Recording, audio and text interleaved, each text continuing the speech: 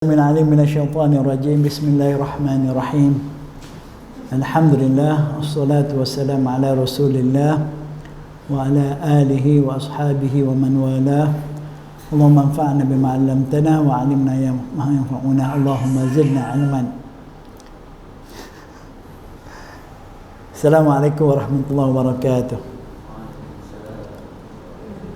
Alhamdulillah, segala pujian bagi Allah Subhanahu wa taala, kerana dengan izin dan kehendaknya kita dapat meneruskan kelas ilmu kita, pengajian ilmu kita. Alhamdulillah, semoga kita dapat manfaat yang besar daripada Allah SWT. Dia berikan kita kefahaman yang betul dan benar, dia berikan kita kekuatan untuk beramal dengan ilmu. Sebab itu yang penting. Okay? Saya yakin akak-akak, abang semua yang ada di sini memang banyak mengikuti kelas-kelas ustaz-ustaz, guru-guru. Tapi yang lebih penting daripada semua itu ialah kita dapat faham dan dapat beramal. Jadi kita akan selalu berdoa kepada Allah supaya kita diberikan kefahaman dan juga diberi kekuatan untuk beramal. Dan Alhamdulillah, kita bersyukur kepada Allah SWT kerana sedikit demi sedikit kita dah diangkat fitnah ujian ni pada kita, dan kita dah boleh meneruskan kelas dan kita dah boleh ke masjid. Cuma kita belum boleh rapat-rapat lagi, itu je di masjid, ya. Semoga kita doa, jangan putus asa. Kita doa kepada Allah Ta'ala supaya Allah angkat segala-galanya yang menghalang kita beribadah kepada Dia dengan sempurna. Itu tanggungjawab kita. Kita tak boleh buat lebih lain dah. Tanggungjawab kita berdoa. Kita tak ada kuasa nak mengubah. Okay? Kita hanya ada mulut dan lidah yang akan berdoa kepada Allah SWT. Saya diminta mulai hari ini kita akan berbicara, berkongsi, menerangkan buku kecil yang ada dah bagi, ya, semua dapat. Tajuknya Al-Wara'. Okay? Al-Wara'. Jangan salah sebut. Kalau dengan hamzah di belakang, wara'un, itu maknanya belakang. Okay? Jadi kena sebut dengan ain. Al-Wara'. Okay? Al-Wara'. Kalau Al-Wara' dengan hamzah di belakang, bukan ain, dia maknanya belakang. Wara'a. Wara'un, belakang. Kalau Al-Wara' ada makna dia lain. Kita tengok depan ni, kulit depan buku ni, dia tulis Al-Wara', jalan meraih darjat insan bertakwa. Macam mana nak jadi insan bertakwa? Nak mendapat kelebihan dan darjat orang bertakwa. Inilah buku kecil ni. Okay? Kita akan cuba huraikan, insya-Allah. Himpunan dalil-dalil Al-Quran dan As-Sunnah serta asar salafus soleh. Okay, ini kelebihan buku ni. Buku macam-macam. Buku tentang agama ni banyak. Tebal, berjilid-jilid, berwarna-warni, bergambar pun ada sekarang. Dulu buku agama ni tak ada gambar-gambar ayat Quran ke perkataannya, kan? Yang ada gambar banyaknya buku teks sekolah ataupun buku-buku kartun majalah je. Sekarang ni buku agama pun ada gambar, kan? Jadi nak kata buku tu memang banyak di pasaran. Cuma kita bila memilih buku, ini nasihat saya, kita jangan tengok, pertama jangan tengok, ui tebal ni, mesti bagus ni. Jangan tengok tu. Yang kita nak tahu, apakah manhaj penulis ini? Adakah dia menulis itu berdasarkan pemikiran dia je ke, idea dia ke, pengalaman dia ke? Kalau nak cerita bahasa agama, cari buku yang disebut seperti ini, berdasarkan dalil-dalil Al-Quran, As-Sunnah itu hadis, dan juga atau asar salafus soleh, kata-kata para sahabat, para ulama-ulama yang terdahulu. Sekarang ni buku agama pun banyak yang orang tulis bukan berdasarkan dalil. Berhati-hati. Pengalaman dia, mimpi pun jadikan hujahnya. Apa yang dia dengar daripada orang, begini saja. Saya kalau agama tak boleh macam tu. Ini nasihat saya. Sebenarnya kalau agama itu boleh kita bercakap sendiri, bagi pandangan kita sendiri, ikut pengalaman kita sendiri, tak payahlah diutuskan Nabi. Tak perlu diutuskan Nabi. Masing-masing boleh bercakap pasal agama berdasarkan pengalaman dia, rasa dia, kajian dia, mimpi dia, atau tok guru dia. Agama ni mesti berdasarkan sumber dia. Sebab tu saya amat sarankan, bila kita beli buku, cari buku berkaitan agama ni mesti ada dalil, ya, ada Al-Quran. Banyak ayat Quran lebih daripada perkataan manusia. Kadang-kadang ada satu dua je ayat, tapi cerita dia lebih banyak. Itu pun kita kena berhati-hati. Jadi ini buku depan. Siapa penulisnya? Abu Asim. Saya tak kenal orang dia. Ustaz Isyad kenal? Mana dia? Tak kenal juga, Abu Asim. Tapi disemak oleh Abu Ihsan. Ada semak lagi. Okay? Diterbitkan oleh Bushra Al-Bid Training Center. Ini salah satu daripada usaha dakwah dan kebajikan. Tuan Hadi selalu sebut, kita bukan saja nak menjaga kebajikan, tapi di atas kebajikan itu lebih penting itu dakwah. Kan? Kalau kita terjaga kebajikan kita tetapi tak terpelihara dakwah kita masih tak sempurna. Kalau kita duduk dakwah tapi kebajikan tak jaga, itu pun tak sempurna. Sebab tu di Yayasan Bushra, dakwah dan kebajikan seiring menjadi dasar utama. Jadi sebenarnya kakak abang semua bertuah. Okay, jarang kita dapat orang yang memberikan kedua-dua perkara penting ini, ataupun NGO, persatuan. Okay, jarang dapat. Ada bukan tak ada, tapi bukan banyak. Yang banyaknya dia ambil satu sudut saja. Kan? Cerita pasal kebajikan tu ada, memang ada, tapi dakwah tu mungkin sebabnya masyarakat dia lebih pentingkan kebajikan daripada dakwah. Kan? Kita sendiri rasa aku lebih pentingkan beras, gula, lauk daripada nak tahu ilmu agama. Jadi orang kadang tak minat. Dia tak minat nak belajar agama. Jadi NGO ni dia buat apa yang dia boleh buat lah, contohnya. Tapi dia sebut syurah, dasar kita ialah dakwah dan kebajikan seiring. Okay? Jadi bertuah lah sebenarnya. Saya amat bersyukur kerana dapat sama-sama untuk bersama-sama dengan kakak, abang-abang semua, untuk kita sama-sama berdakwah. Dakwah ni bukan saya yang berdakwah ni. Dakwah ni kita dah sama-sama berdakwah. Kalau saya seorang bercakap, tak ada orang depan saya, itu bukan dakwah juga. Itu syok sendiri nama dia. Dia ada da'i, ada mad'u. Ada orang yang berdakwah, ada orang yang didakwah. Okay? Dia lain tu. Jangan, bahasa Melayu kita dakwa. Dakwa dengan dakwah lain. Mendakwa ni lain. Jadi saya di sini mengambil amanah berdakwah. Di depan saya ni semua ni adalah mad'u, orang-orang yang didakwah. Jadi kena ada dua-dua pihak, baru kerja ni sempurna. Sebab tu saya ucapkan jazakumullah jazak. Terima kasih kerana sudi hadir. Sepatutnya lebih ramai lagi kan. Mungkin ada alasan-alasan uzur-uzur sendirilah. Okay? Maklumlah dah boleh mentah negeri, kok ada dah sampai ke utara, dah sampai ke selatan. Okay? Atau mungkin ada asbab-asbab. Tapi kalau boleh lah, kita ambil lah sebagai bukti kita disyukur kepada Allah atas apa yang kita dapat. Kita betul-betul lah beri komitmen pada majlis ilmu. Okay? Berikan komitmen. Dan sekarang ni caranya mudah. Bukan saja kena datang. Kalau tak faham boleh dengar balik, ada rakaman. Boleh minta dengan Ustaz Irsyad.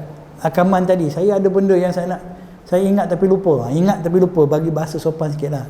Nak kata lupa tu rasa tua sangat. Kan? Ingat tapi lupa. Dia kata, ingat Ustaz tapi tak berapa dah ingat. Itu ayat dia. Okay? Jadi ini buku kecil ni, kecil tak? Tapi jangan ingat boleh habis dalam masa satu hari. Kalau sekadar kita baca, kata orang Jawa go through, memang boleh habis. Kan? Tapi saya berhasrat nak menghuraikan apa yang ditulis oleh penulis. Dalam buku kecil ini ada beberapa tajuk yang disentuh oleh penulis. Banyaklah juga tajuk tu, dekat 20 mau lebih. Okay? Yang disentuh secara ringkas. Dia hanya bawa poin-poin dia, ayat-ayat Quran dengan tajuk tersebut. Jadi saya bertanggungjawab untuk menjelaskan. Okay? Untuk menjelaskan. Kata ikut bahasa orang belajar dia kan disyarahkan lah. Syarahnya. Yang ini matannya. Baik, kita tengok dalam muka surat pertama tu, selepas kata-kata aluan. Kita baca kata-kata aluan dulu. Kata-kata aluan oleh Ustaz Abu Ihsan. Dia kata Bismillahirrahmanirrahim. Mulakan semua urusan dengan bismillah. Okay? Itu memang salah satu sunnah dan salah satu yang disyariatkan Islam. Apa saja urusan kita yang baik, kena buat yang baik lah, jangan buat yang tak baik. Kan? Yang baik mula dengan bismillah. Bahkan sampai masuk tandas pun, sebelum masuk tandas baca bismillah. Kenapa kena baca bismillah?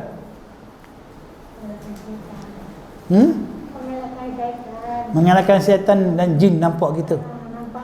Nampak bila kita buka aurat dalam tu, yang boleh menutup kita daripada penglihatan mereka. Mereka dapat lihat kita, kita tak lihat mereka. Innahu yarakum huwa wa qabiluhu min haitsu la tarawnahum. Sesungguhnya iblis, syaitan tu, dia melihat kamu, dia dan zuriatnya, keturunan dia. Kan? Sedangkan kamu tak dapat melihat mereka. Jadi bila kita masuk tanda, kita buka pakaian kita, mereka nampak kita. Kalau kita tak baca bismillah sebelum masuk tanda. Ingat tu, okay? Tapi kita sekarang ni bukan saja nak tunjuk kat jin, dengan manusia pun nak tunjuk juga. Tak malu kan? pakai buka semua kan, mendedahkan aurat. Tu masalah tak berat. Apa herannya orang yang tengok aku pun aku tunjuk lah, yang aku nampak pun aku tunjuk. Ini masalah orang Islam hari ni. Masalah aurat ni masalah yang sudah tidak ada lagi dah. Sebab apa tak ada? Sebab tak ada haya, malu. Kita dah tak ada rasa malu macam dulu. Sedangkan malu ni salah satu sifat akhlak, bahkan dia adalah sebahagian besar beriman. Penting tu. Jadi bismillah baca. Baru masuk dengan baca doa sebelum masuk tandas. Allahumma inni a'udzubika minal khubthi wal khaba'is. Lepas tu masuk dengan kaki kiri. Jangan terjah aja. Sama je Ustaz, kiri kanan yang penting boleh lepas. Dah kan? Dia ada. Okey. Jadi kata dia bismillahirrahmanirrahim. Segala puji hanya milik Allah. Alhamdulillah. Tu paling ringkas bahasa Arabnya. Bahasa Melayunya alhamdulillah, segala puji hanya milik Allah. Saya dah terangkan dah. Memang hanya Allah saja yang layak menerima segala bentuk pujian dan sanjungan. Sebagai perkongsian sikit, ada dua unsur penting yang mesti kita tahu dan faham ketika nak muji Allah. Nak memuji Allah ni mesti diiringi dengan pertama sekali mahabbah, sayang, cinta kat dia. Kita tak akan puji dengan bersungguh-sungguh kecuali benda yang kita sayang, kita cinta. Betul tak? Kalau anak tu baik, kita sayang kat dia, kita puji dia. Kalau anak biasa-biasa, puji jugalah. Yang tak biasa, yang macam-macam luar biasa tu, tak ada harapan nak puji lah. Betul tak? Sebab tu tak mungkin kita dapat menjalankan tanggungjawab kita sebagai hamba untuk memuji Allah kalau kita tak cinta kat Allah. Macam mana cinta kat Allah? Macam mana jadi kita seorang yang cinta pada Allah? Tak ada jalan lain untuk jatuh cinta pada Allah kecuali kenal dia. Kenal dia. Macam nak kenal dia? Kalau kita nak kenal Abang Irsyad tu, WhatsApp je. Apa khabar, nama apa, dah kahwin ke belum, anak berapa, kan? Boleh tanya kat dia. Nak tambah satu lagi ke? Kan? Boleh, kita boleh kenalan. Dan kita dah kenal dia pun dah kenal kita semua dah. Nama semua tahu. Sebab tu kita tengok dia jauh, kita senyum je. Tu Irsyad, bagus dia ni. Betul tak? Sebab kita dah kenal. Kita kenal Allah tak? Persoalannya kita tanya. Sebagai hamba yang dah Allah bagi peluang hidup puluhan tahun. Allah bagi kita nyawa, bagi kita makan, minum, boleh hidup udara, sebagainya. Macam-macam dia bagi dia. Adakah kita dah kenal Allah? Kalau kita tak kenal Allah, kita tak pernah tahu apa tu cinta pada Allah. Mustahil kita cinta pada orang kita tak kenal. Mustahil. Dan mustahil kita cinta Allah kalau tak kenal Allah. So, macam mana nak kenal Allah? Kena belajar. Belajar apa? Belajar Al-Quran. Al-Quran, di dalam Al-Quran Allah perkenalkan diri dia satu persatu. Siapa yang faham satu persatu ayat Quran, dia kenal Allah seolahnya dia melihat Allah. Tapi orang yang tak belajar Quran, dia baca je. Mungkin dia baca tapi dia tak faham. Dia tak tahu sebenarnya Allah ni apa benda yang cerita. Kan? Ada orang bagi surat, dia bagi tahu pada kita tentang diri dia. Dia bagi surat kat kita. Tapi dalam bahasa Jerman. Kita nak baca pun tak boleh, apa lagi nak faham. Kalau kita boleh baca pun tapi tak faham, tak boleh terjemah, sebab dia tulis dengan tulisan Romi contohnya, kita cubalah ngeja-ngeja, mungkin boleh, tapi tak faham, kita tak kenal lah dia, walaupun dia dah tulis panjang lebar tentang diri daripada kita. Jadi kita kena belajar Quran, kena belajar, kena faham. Sebab tu tiap-tiap pagi kecuali Jumaat pukul 9.40 waktu sekarang sampai 10.20 ada rakaman pemahaman akidah, penghayatan akidah, ada live daripada Yayasan Busyra. Saya minta sangat cuba cari jalan untuk dengar. Sebab di dalam tu saya memula memperkenalkan bagaimana Allah perkenalkan diri dia di dalam Al-Quran. Ayat-ayat yang kita duk baca, yang selama ini rupanya ayat tu Allah kita tentang diri dia. Kita baca je, dah kata banyak kali dah. Sekarang ni teringin pula nak belajar Taranum katanya. Oh kan, biasa kaum ibu lah minat Taranum ni. Kan? Tapi dia tak tahu lagi apa yang dibaca pun. Bukan tak, dia belajar Taranum. Yang lebih penting daripada itu ialah kita tahu apa yang kita baca. Jadi tolonglah, ada masa dengar. Bukan saya je yang mengajar macam tu, ustaz-ustaz ramai ada yang ajar terang. Tapi kalau nak dengar daripada kami, itulah 9.40 hingga 10.20. Kan? Saya 40 minit je. Nama lagi cerita Ustaz. Betul tak? Cerita Ustaz berapa? Sejam setengah. Tu tak ingat iklan dia apa semua lagi, bersambung pula lagi berminggu-minggu kan dia punya sinetron tu. Sanggup kita bukan kat lah orang lain, sanggup berdepan tu. Dan juga siap masak semua tu, sambil tengok tu siap masak semua kemah. Takkanlah 40 minit kita dengar sekali tak jadi semua kerja kita. Mustahil tak jadi gitu. Jadi cubalah kita cuba dekatkan. Kita nak kenal Allah. Sebab apa? Kita cinta dia. Itu yang pertama. Walladzina amanu asyaddu hubban lillah. Dan orang-orang beriman, mereka yang paling dahsyat cinta kepada Allah. Bila kita kenal kepada Allah, bertambah keyakinan kita kepada Allah, maka kita akan semakin cinta kepada Allah. Itu dia. Yang kedua, mesti ada ta'zim. Pujian kita sebagai pengagungan. Bukan biasa-biasa, bukan puji biasa-biasa. Pujian kita pada Allah mesti ada elemen ta'zim, sebab dia yang maha agung, al-azim, al-kabir. Kita bukan biasa puji, terima kasih Irsyad, bagus, terima kasih banyak bantu, terima kasih, itu pujian biasa. Dan memang syukur setakat tu je, jangan lebih-lebih, nanti kembang hidung kan. Sebab kita memang tak layak dipuji. Yang layak dipuji siapa? Allah. Alhamdulillah ya Allah, Engkau maha agung, semuanya dengan pemberian Kau maha kaya. Agungkan dia, jadikan dia yang paling besar dalam diri kita. Wala dzikrullahi akbar. Benar-benar mengingati Allah dengan mengagungkan dia, itu satu perkara yang paling besar. Tapi kita jarang kita boleh ke sana, sebab kita belum cinta kat dia. Bila cinta, yang kita cinta itu pasti kita agungkan. Orang kata apa pun tak terima, aku tak terima, aku kenal dia, aku sayang dia, dia baik, aku kenal sangat, aku cinta kat dia. Kau jangan sekali-sekali cakap buruk pasal dia. Mau aku tampar dia. Kan? Begitu sekali. Sepatutnya begitulah, paling mudah. Okay? Jadi alhamdulillah. Selawat dan salam semoga terlimpah kepada Rasulullah sallallahu alaihi wasallam. Ini sekarang ni Rabiul Awal. Apa yang sangat orang kata Rabiul Awal ni? Apa dia benda Rabiul Awal? Apa yang istimewa sangat bulan Rabiul Awal ni? Siapa nak jawab? Macam takut je. Apa ni bulan ni? Orang kata bulan Maulid. Betul bulan Maulid? Tak apalah, memanglah dikatakan bahawa Nabi lahir pada tahun Gajah bulan Rabiul Awal. Betul lah tu, kita kena tahulah tu Nabi kita. Kan? Tahun berapa kita tak ada. Sebab tahun masuk tahun Islam tak ada lagi. Yang ada tahun Masihi. Berapa tahun Masihi Nabi lahir? Tak ingat? Wah, ni mesti tak sayang Nabi ni. Kan? Kalau kita kan, rumah kita tak ingat tarikh lahir dia.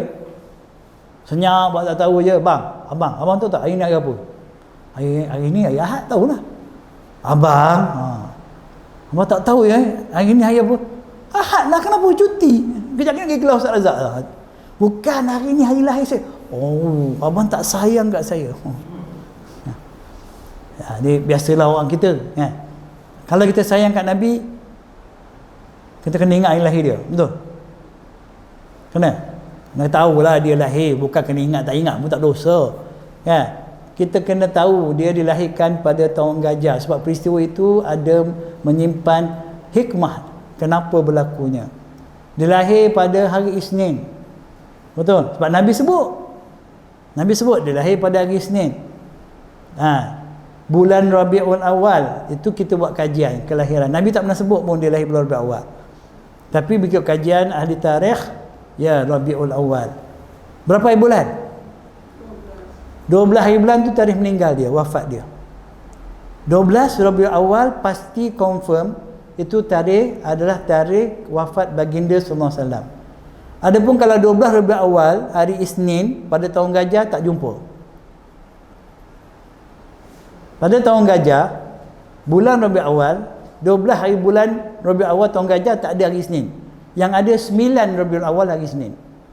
Jadi ada sebahagian besar ahli falak dia kata mustahil 12 Rabiul Awal hari Isnin hari kelahiran Nabi kalau hari Isnin. Sebab yang ada pada Rabiul Awal tu 9 hari bulan yang paling dekat dengan 12.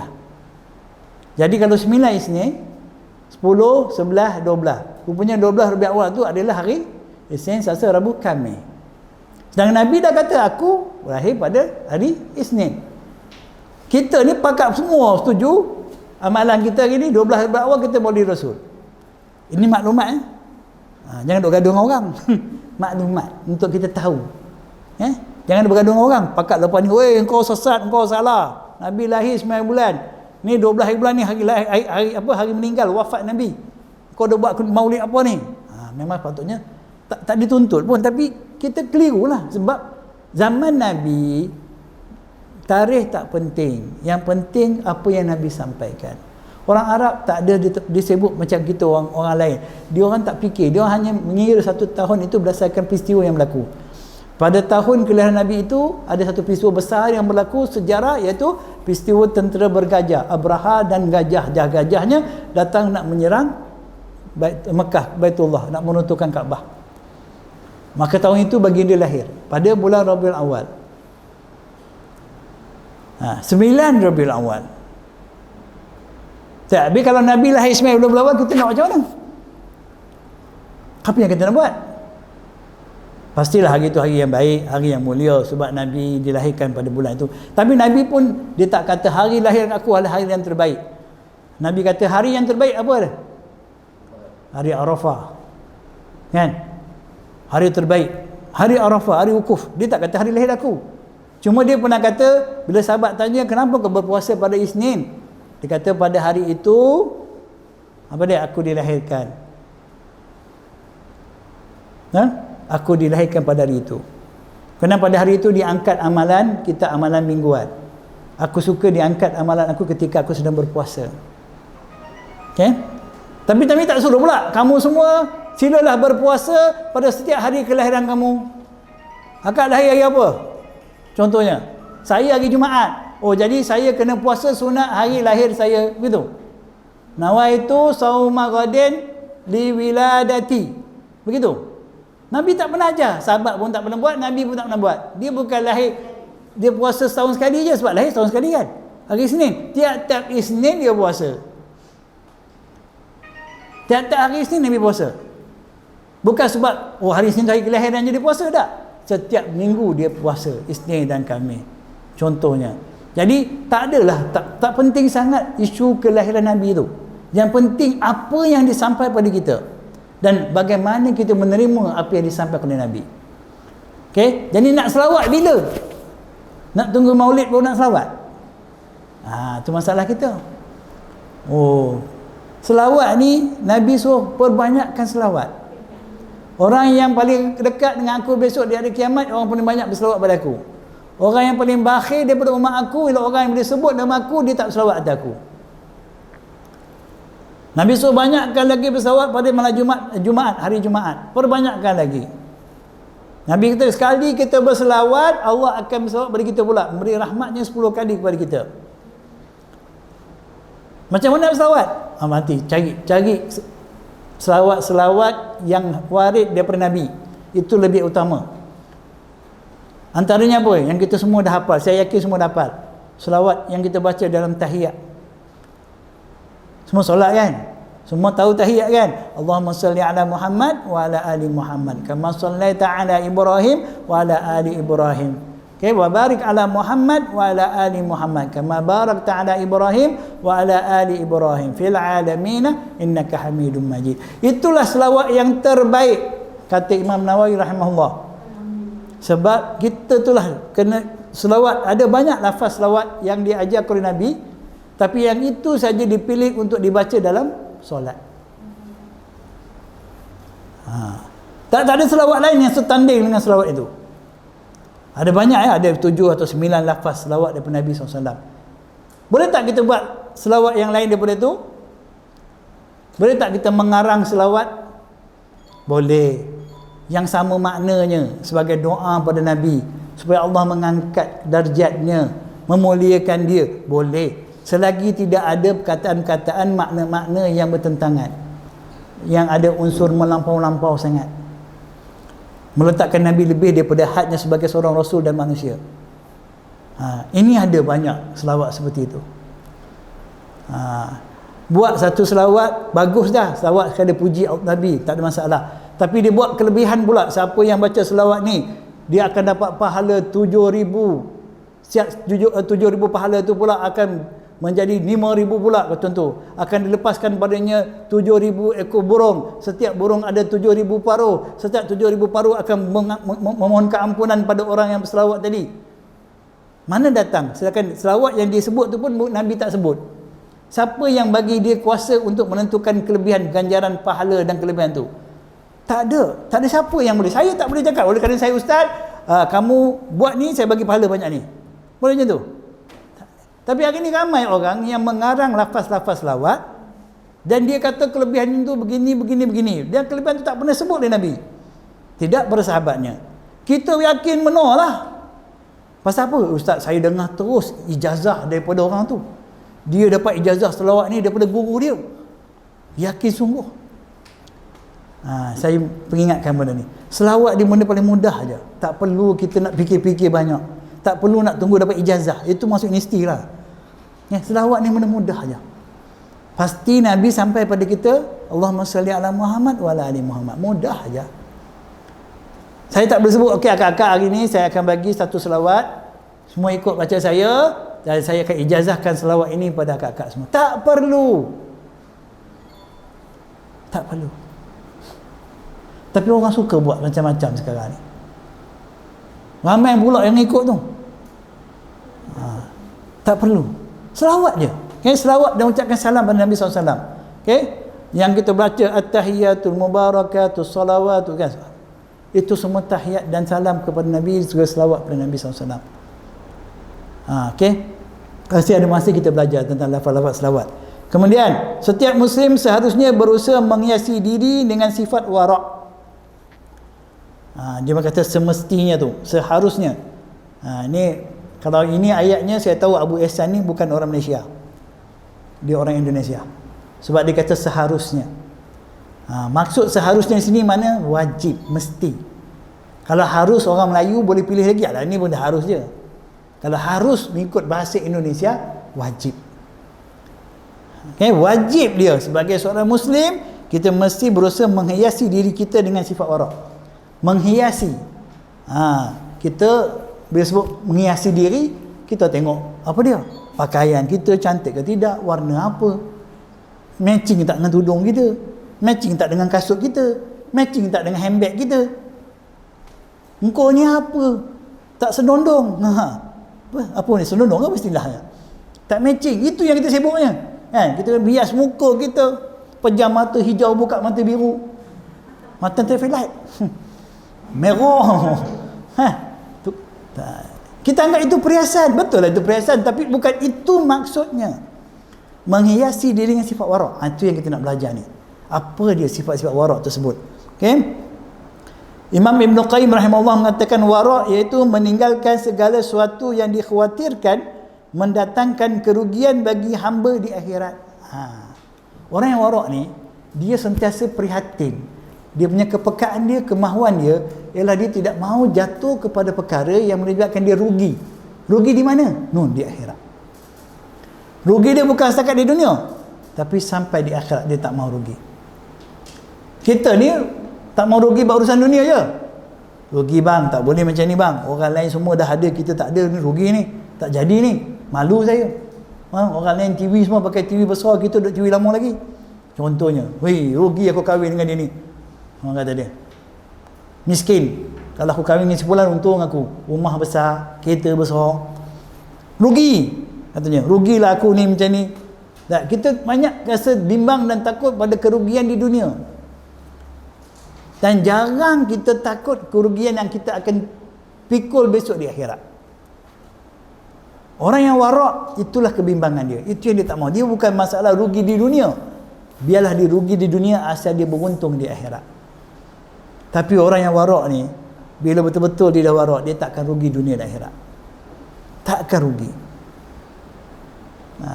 Cuma kita tak mau kita untung di dunia, rugi di akhirat. Biarlah kehilangan dunia. Kita tak dapat apa yang ada orang lain pada urusan dunia ini, tapi kita dapat apa yang orang tak dapat di akhirat nanti.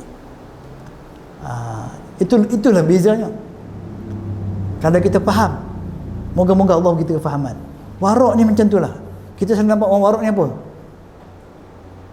Wara' lah dia ni, tunduk aja. Ya, cakap sebutir.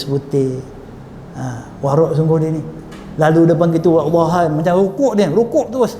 Lalu depan traffic light pun macam tu kat, tunduk aja. Warok ni boleh buat menantu katanya.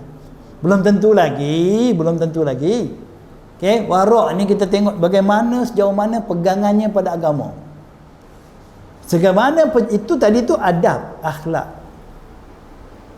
Salah sebahagian buah daripada warok. 1, 2. Kadang-kadang adab akhlak ni kita boleh pegang sebab tradisi budaya, bukan sebab agama. Orang Melayu memang ada akhlak dia lain, kan? Orang Melayu ni anak macam mana pun berjumpa mak cium tangan tak. Kadang-kadang anak tu bukannya mak suka pun, jahat, degil, semayang pun tak mahu, tapi jumpa mak cium tangan, betul tak? Kan? Tak pakai tudung pun, tak tutup aurat, tapi cium tangan macam orang tua, bukan main.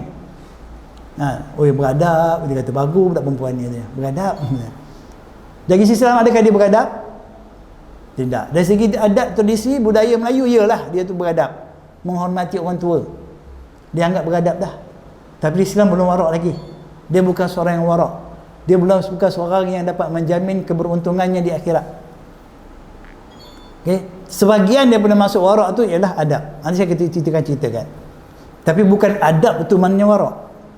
Kadang-kadang orang cakap lembut je, lembut cakap dia, bagus je ni, sopan santun, tapi dia cakap benda yang tak betul, cerita benda yang tak betul, apatah lagi berkaitan dengan agama. Bukan main cerita, lembut je suara, tak pernah marah orang, tak pernah maki angkat suara, tapi cerita benda palsu tentang agama.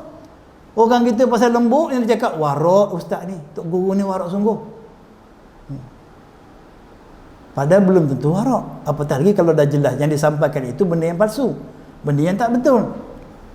Kita selalu silap ukur. Kenapa tak ukur? Tak ada ilmu. Bila tak ada ilmu, silap ukur kita. Jadi kena belajar sungguh-sungguh. Jadi itu yang dikatakan menghiasi diri dengan sifat warak. Okay? Dan orang yang warak dia, mereka meninggalkan segala sesuatu yang dikhawatiri mendatangkan kerugian bagi hamba di akhirat. Buku kecil ini mengupas secara ringkas aplikasi sifat warak, bagaimana nak dilaksanakan, itu mengaplikasi, macam mana menghayati, macam mana kita nak buat secara betul, secara realiti, mengenai sifat warak dalam kehidupan sehari-hari.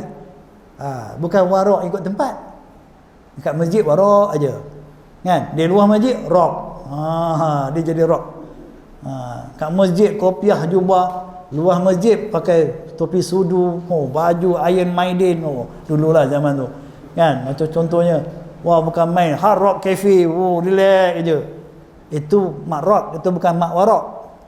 Itu mak rock, nauzubillah min zalik. Itu tak betul. Dia kena semua keadaan kita tengok dia sama je. Dekat mana pun dia tetap beramal dengan amalan yang tidak akan merugikan dia di akhirat nanti. Waktu meniaga ke, waktu bekerja ke, waktu di rumah ke, dia sama saja, sebab dia hanya takut kerugian di akhirat. Kadang-kadang kita boleh bermuka-muka. Sekarang ni tengok kadang-kadang pelik waktu orang meninggal semua warak aja. Ada orang mati je semua pegang Quran baca Yasin, warak aja. Betul tak? Tiba-tiba jadi warak semua. Betul kan? Habis orang mati dah ke bumi, dah tak ada, kita tak fikir dah pasal dah baca. Bila dia baca Yasin lagi, tunggu ada orang mati pula. Itu pun tak kena warak juga. Nampak warak datang sedih. Kalau perempuan yang tak bertudung tu letaklah kain skap dia. Warak nampak ni. Apa sebenarnya kita buat ni? Sebab kita tak ada ilmu. Maka banyak pelik, benda-benda pelik yang kita buat, tapi kita tak rasa salah. So itu kita kena faham. Bagaimana nak mengenal dalam sehari-hari seorang Muslim. Semoga membawa manfaat bagi segenap pembaca dan kaum muslimin. Amin. Moga-mogalah. Nampak kecil je buku ni, tapi sebenarnya kalau disyarahkan banyaklah sangat. Banyaklah sangat. Buku apa dah?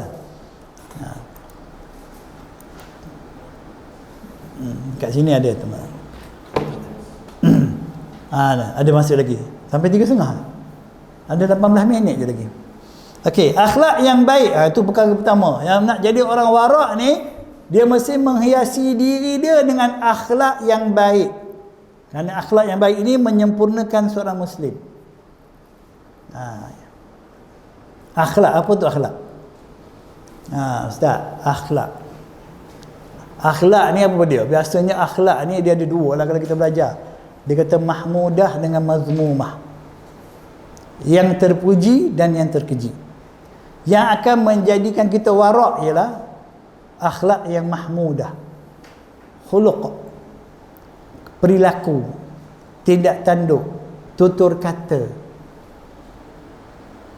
Setiap perilaku kita, tindak tanduk kita, sikap kita, tutur kata kita, bila kita buat dia menepati kehendak agama, apa yang Allah perintahkan, apa yang ditunjuk oleh Nabi, maka dia akan jadi mahmudah, suatu yang terpuji.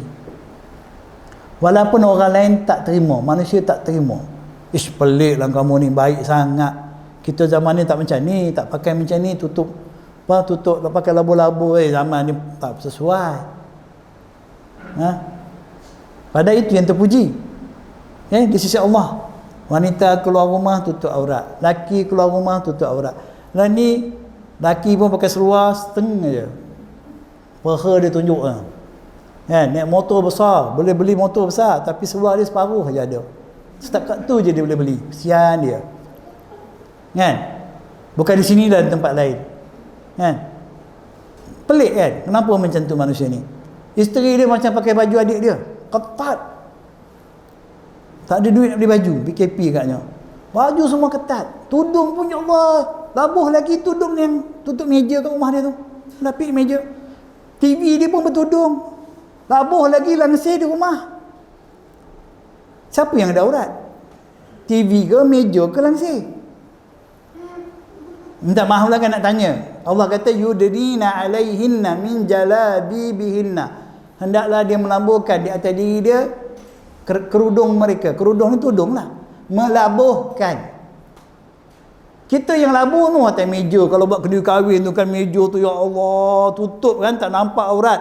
Tiang-tiang kanopi pun tutup, tak nampak aurat kan, habis labuh kain, betul tak?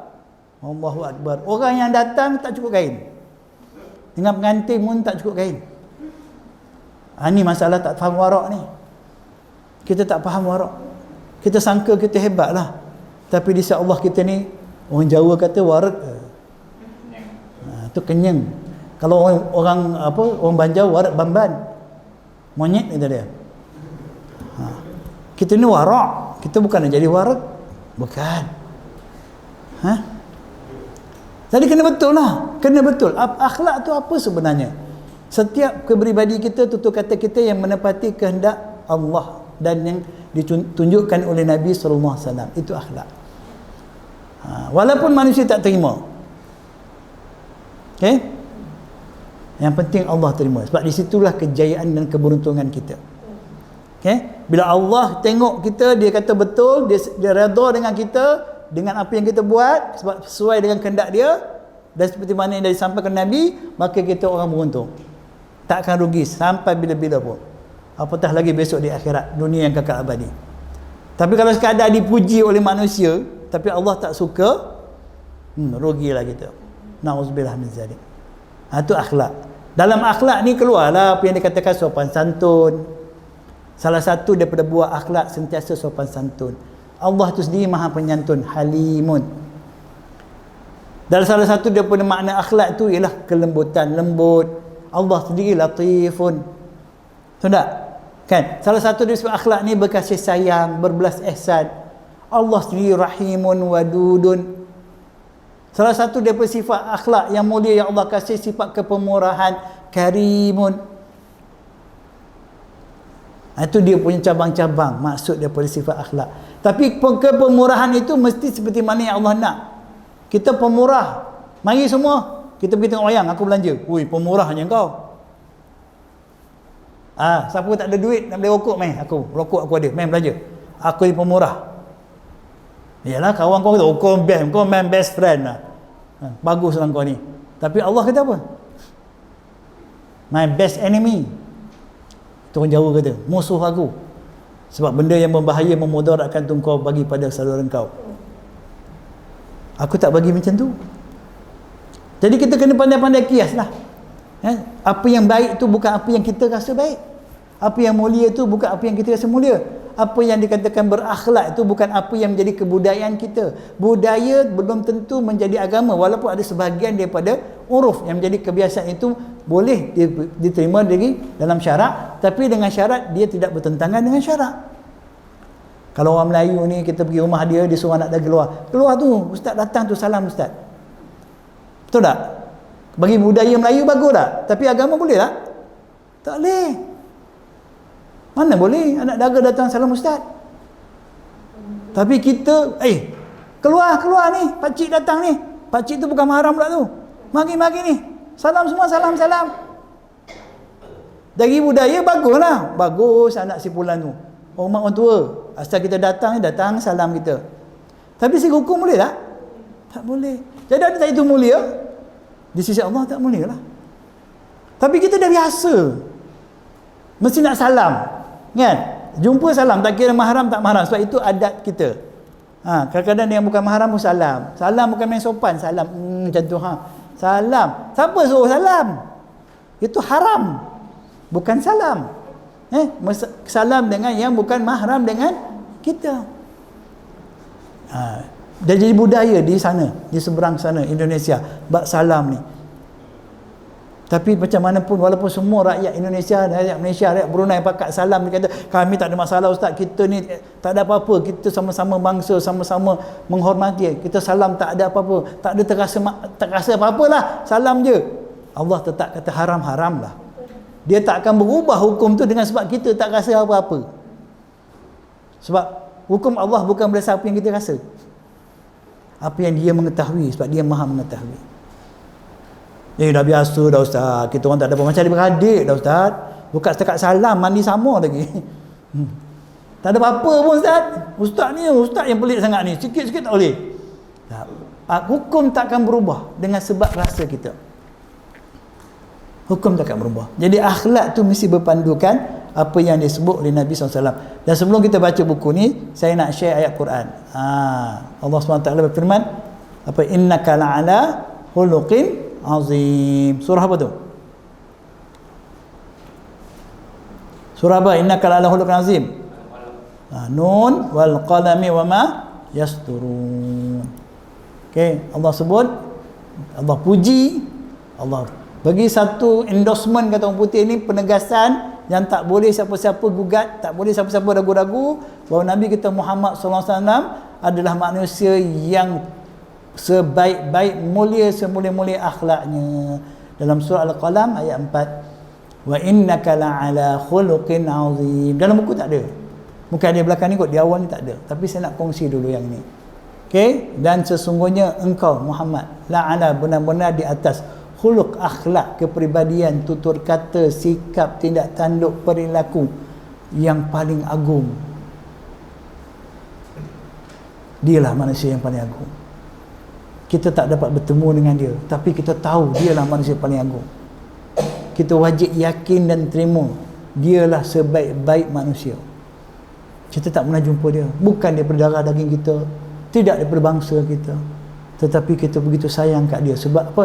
Sebab dia makhluk manusia yang terbaik. Itu yang kita harapkan, kita dapat kenal bagaimana akhlak Nabi, sehingga Nabi adalah manusia yang paling warak, yang benar-benar akan menjadi manusia yang paling beruntung di akhirat nanti. Baginda paling takut tentang kerugian bagi dirinya dan umatnya di dunia ini. Sebab tu Nabi kata, dia amat-amat mengharap, dia kata kullu ummati yadkhulunal jannah, semua umat aku masuk syurga. Dia nak semua masuk syurga. Tapi kata illa man aba, kecuali mereka yang tak mahu. Ada juga yang tak mahu masuk syurga. Sahabat tanya, manil aba, siapa mereka yang tak nak ni? Siapa pula manusia yang tak nak masuk syurga ni, wahai Nabi? Ada ke orang masuk syurga? Orang yang tak sembahyang masuk syurga juga, kan?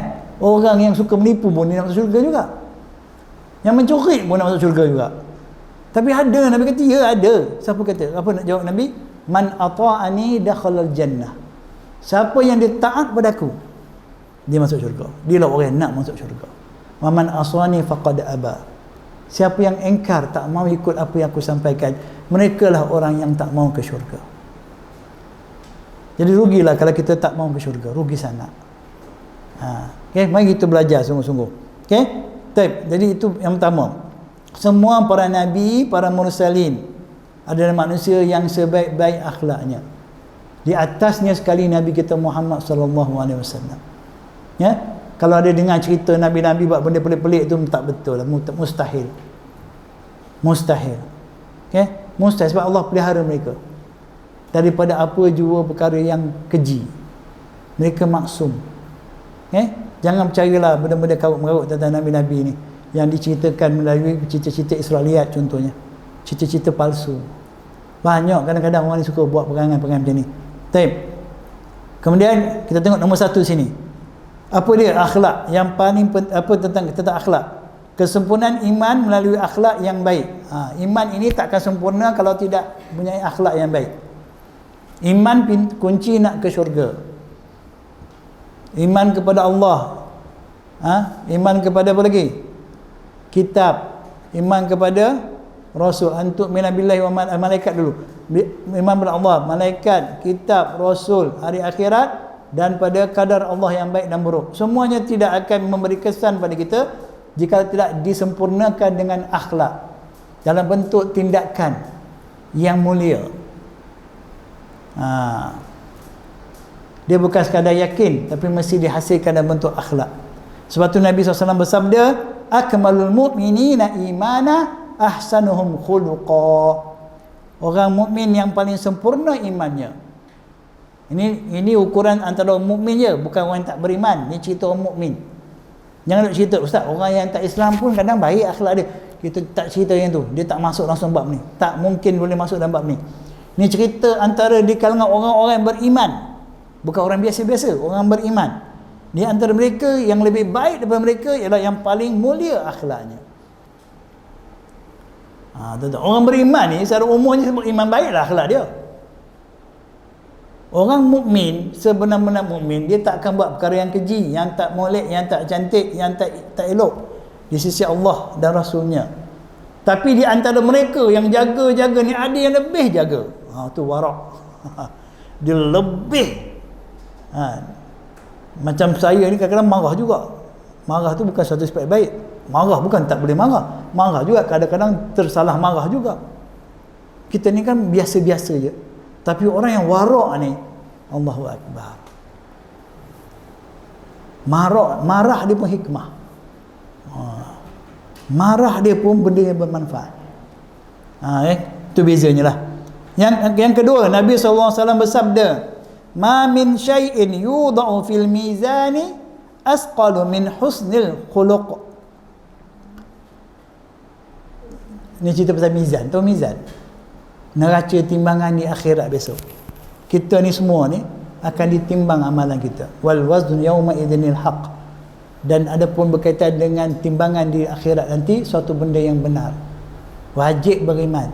Kalau kita beriman di akhirat, kita wajib beriman bahawa Allah akan timbang amalan kita sejak kita mula balik taklif sampai kita mati. Kecil, besar, halus, kasar, yang kita sembunyikan ke atau kita buat terang-terang, semua misqala dzarrah, walaupun sebesar zarah ditimbang. Macam mana Allah timbang? Tahulah dia menimbang. Janganlah kita ragu-ragu. Dia Maha berkuasa. Kita kat dunia pun boleh timbang macam-macam. Gajah pun kita boleh timbang. Besar mana menimbangnya tak? Dah tahulah dia itu bidang dia. Allah lagi Maha mengetahui, tahulah dia macam nak timbang. Tapi gambarnya seperti mizan, seperti neraca timbangan, ada kiri dan kanan. Okey? Segala amalan kebaikan di neraca kanan. Neraca kiri amalan buruk. Kalau amalan baik itu banyak, pasti neraca kanan tu lebih ke bawah. Yang kiri akan naik ke atas. Yang kanan berat, yang kiri ringan, beruntunglah kita. Kalau yang kiri berat, kanan ringan, celakalah kita. Nauzubillah min zalik. Jadi tidak ada perkara yang boleh memberatkan timbangan kebaikan kita besok di akhirat, menambah berat dia kecuali akhlak yang mulia. Ingat, tapi tak mungkin kita berakhlak kalau kita tak beriman. Itu jadi confuse tadi. Ustaz, ya ke ustaz? Habis orang kafir yang baik-baik, akhlaknya bagus, suka menolong orang, diorang masuk syurga tak ustaz? Pasal akhlak mereka bagus tapi mereka tak beriman? No. Sebab syaratnya mesti mukmin yang berakhlak. Dan memang orang beriman saja yang berakhlak, tuan-tuan. Macam mana nak kata orang yang tak beriman, orang yang tak mengucap dua kalimah syahadah, yang menyembah batu ke lembu ke, kita kata dia berakhlak? Mana boleh dia berakhlak? Dia tak berakhlak. Berakhlak tak kena dengan dia. Dia mungkin orang yang perangainya baik, tapi dengan Allah pun dia tak beriman. Macam mana dia berakhlak? Dosa dia tidak mentauhidkan Allah, tidak akan memberi apa-apa manfaat pada dia, kebaikan dia lainnya. Dosa dia syirik pada Allah, menyekutukan Allah, menyembah selain Allah tu menyebabkan apa saja kebaikan dia buat tu tidak dinilai oleh Allah Ta'ala. So jangan kita isu tak, orang kafir lagi baik Ustaz. Saya tak suka orang Melayu ni, orang kita saya tak percaya. Tak ada faedahnya kita percaya pada orang yang tak percaya pada Allah. Tak ada faedahnya. Kita dapat sikit je kat dunia pun kebaikan dia, tapi di akhirat sama-sama rugi, sebab kita letak benda tak kena pada tempatnya, kita zalim. Okey, 2 minit je lagi. Okey, wa inna sahibal husnil khuluq la yablughu bihi darajata sahibis shaumi was salah. Nak beritahunya, sesungguhnya seorang yang punya akhlak yang baik itu, dia akan mencapai darjat seperti orang yang berpuasa dan solat. Jangan salah faham. Oh, kalau macam tu, kalau tak puasa, tak solat, tak apa ustaz, janji kita berakhlak mulia gitu. Jangan salah faham. Ramai orang faham macam tu. Apa aku tak semayang, aku tak menipu macam kau. Kau semayang tapi malas, aku gaji, kau tahu tak? Inilah kelirunya ni. Hadis ini pun tak merujuk pada maksud itu. Senang je. Kau tak solat, kau tak puasa, tak lanjut jalankan fardu, benda yang wajib kata kau, tapi kau berakhlak mulia, Allah tak timbang. Timbangan amalan tu tak ada. Setiap amalan kita akan ditimbang apabila kita beriman pada Allah, dikira sebagai kebaikan. Kalau kita buat benda baik walaupun tapi tak beriman dengan Allah, dia masuk dalam akaun timbangan kiri. Rugi kita. Okey, jangan salah faham. Jadi hari ini kita kongsi melalui buku ni 2 hadis, dan ada banyak lagi hadis tentang akhlak ni. Hadis dipanggil hadis targhib, hadis supaya kita diberi kekuatan, kemahuan untuk menjadi orang yang berakhlak. Jadi kita sambung minggu depan insya-Allah. Tak mau panjang-panjang, nanti tak ingat. Nanti kata ustaz ni tak berakhlak, panjang bercakap tu.